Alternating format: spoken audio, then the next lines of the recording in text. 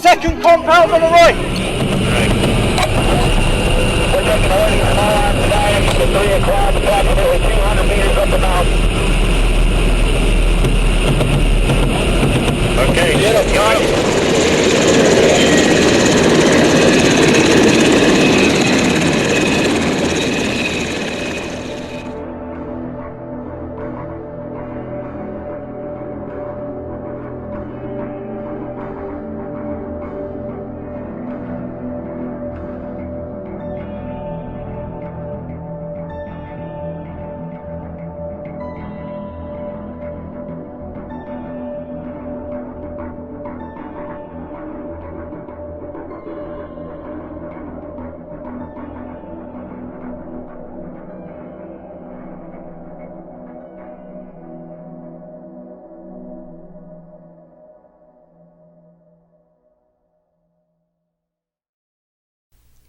When one goes to war, he or she is never the same person. For some soldiers, the war never ends. Flashbacks, bad memories, and even depression can haunt their civilian lives. Victims of post-traumatic stress disorder experience high levels of anxiety and flashbacks triggered by a traumatic event. It is the most common mental health problem faced by returning troops. 67% of people exposed to mass violence have been shown to develop PTSD. For those with post-traumatic stress disorder, life can be a struggle. The KUHS film class then decided to contact a local hospital to gain insight into PTSD.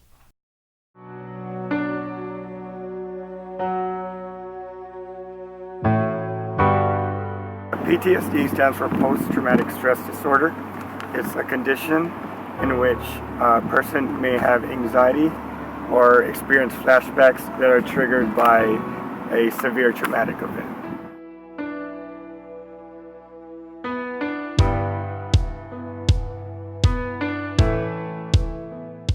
So usually there's 4 symptoms of PTSD.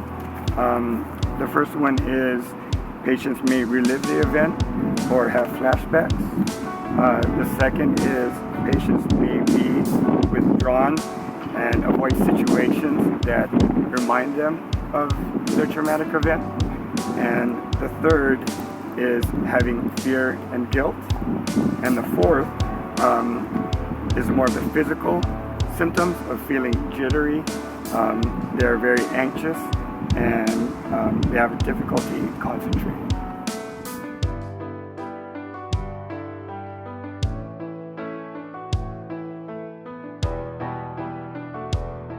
Well, treatment for PTSD involves a lot of counseling. I don't think there's really a cure for PTSD. People live with it the rest of their life. It's more of controlling and treating their emotions. Usually drugs are the last resort because those only treat the symptoms and not what's truly causing the PTSD. Seniors were given the option to raise funds or to spread awareness about PTSD and its sufferers. Students reached out to businesses, agencies, and veterans to gain a more robust understanding of the perils of war and the charities that can help.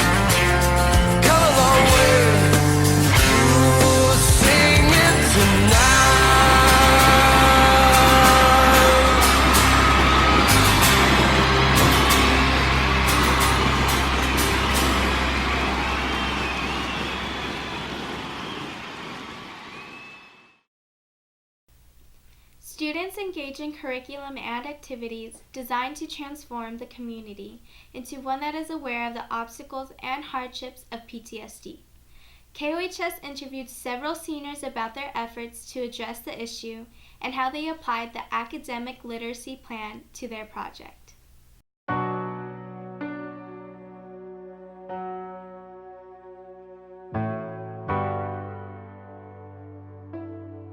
I think that we used Describe most during the CSE project because we had to describe what we did at school. We had to describe what Freedom Dogs was, and then we had to also describe what we were doing to make a difference.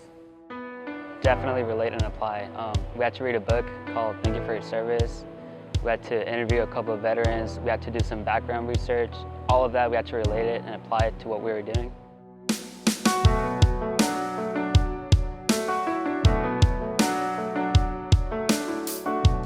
I think the most important thing I learned is that although I can try to be a leader at times, it's a lot better to work as a group. We actually got really into the whole subject. So I learned that once I'm into something, once I actually care, we'll go above and beyond.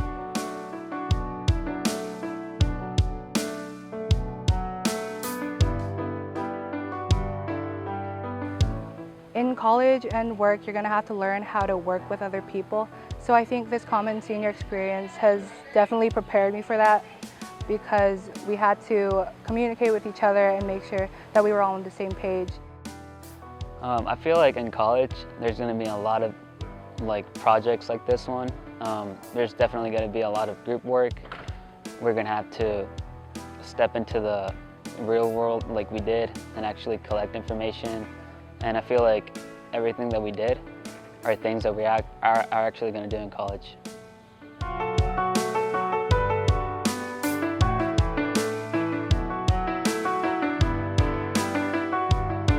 If one person can give back, then it kind of creates like a ripple effect of kindness, and it just takes one person to change your attitude. So we're obviously not going to solve the issue by ourselves, but we help spread awareness to a large number of people. And if enough people do that, we can actually make a really big difference. A simple thank you does not equate to the sacrifices men and women in the armed forces go through in order to protect our country. Our class produced a video demonstrating that thank you is not enough. Students from the senior class honor a military veteran by inviting him to the school in order to receive a plaque.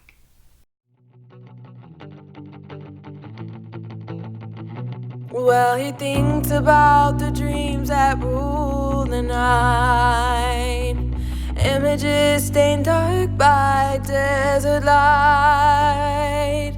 Miles and miles away from gunfire's blast, but the memories still linger from days past. You can't thank him for his service. Take a glance along the surface and look deeper and you'll see the wound at last. He's escaped, hot strapped, no flying in the air. Comrades reach deliverance through his care. He made it home from battlegrounds afar. It's the violent recollections that still mark. You can't thank him for his service. Take a glance along the surface, then look deeper and you'll see the wound at last. Dreams hide away beyond our normal sight. We're accustomed to the bandages of white. Now we know our traumas burrow deep, and our duty to help mend the value keep. You can't thank him for his service. Take a glance along the surface, then look deeper and you'll see the wound at last. Well, he thinks about the dreams that rule the night. Images stained dark by desert light. Miles and miles away